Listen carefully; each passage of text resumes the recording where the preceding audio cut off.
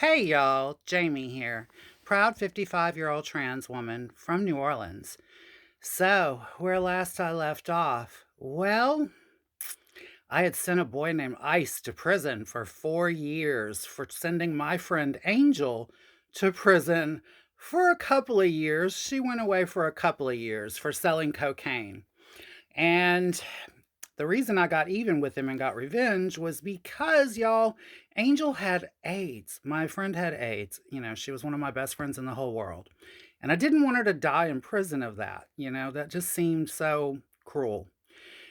And so, yeah, I sent him to prison as revenge. And like I left off with yesterday, years later, I said 4 years later when he got out. Listen, not right when he got out, but like when I saw him, the next time I saw him after he was released and had come back to the city, I picked him up, brought him home, and we had sex 5 times in the same night. And I even told him, listen, when I brought him home years later, I told him, I said, if you were gonna kill me, like if anyone was gonna murder me with a reason to murder me, it would be you. So me taking you home with me is kind of like I'm kind of poking the bear here.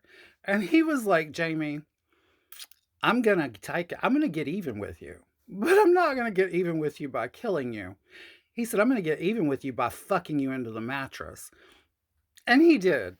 He did repeatedly and tried to get me to agree to be his old lady after that. Like, no, no. Anyway, y'all. So back to 1993, not years in the future with ICE.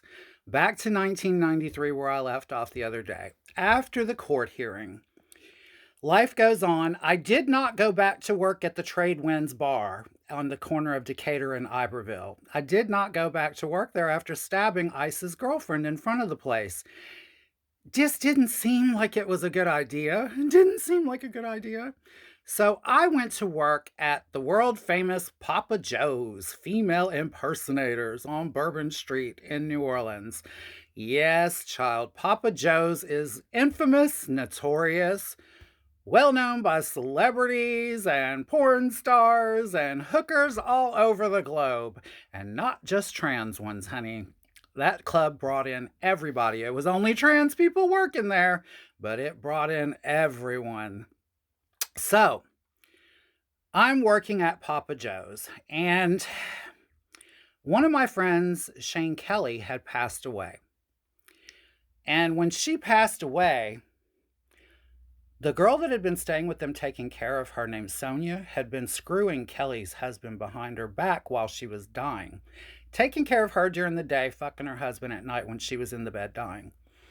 And after Kelly died, Sonia worked there at Papa Joe's, and she came into work and she had on Kelly's rings. She had on Kelly's rings from Robert. And I was like, bitch, that is the lowest of the low. You are beneath low if you're taking a dead girl's rings, okay? After you fucked her husband when she was dying. That's beneath low. So, anyway, y'all, along this same line of subject, I'm at work one night, and y'all need to remember that I had been with a guy named Bob Jackson off and on for 6 years. Me, him, and his wife Lisa had been in a triangle. We had been in a relationship triangle for 6 years. And if you've been with me for a while now, you know this story. So Bob and I had been together in the summer of 1992. And I had seen him again the following Christmas with Lisa at a party that we were all invited to together. It was awkward. He, of course, tried it, like bumped me and stuff on my back of my head when he passed by me at the party. But I'm working at Papa Joe's one night, and somebody comes in. Bob died. I was as blown away as probably you all that have been with me a while or that are watching this are.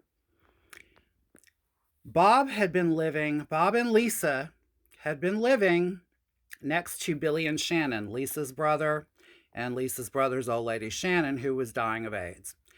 Shannon died, okay? And when Shannon died, Shannon had all of this morphine that she had been taking while she was dying of AIDS. Bob and Lisa took the morphine. Bob and Lisa started shooting up the morphine. They were shooting up the morphine for days, and they weren't being very cautious on dosing. It was, what feels good when you're shooting up, it's what feels good, not what's the smart dose.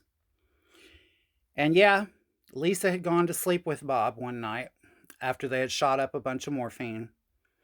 She woke up in the middle of the night, and Bob was cold and stiff. He was cold and stiff on her, like laying on her.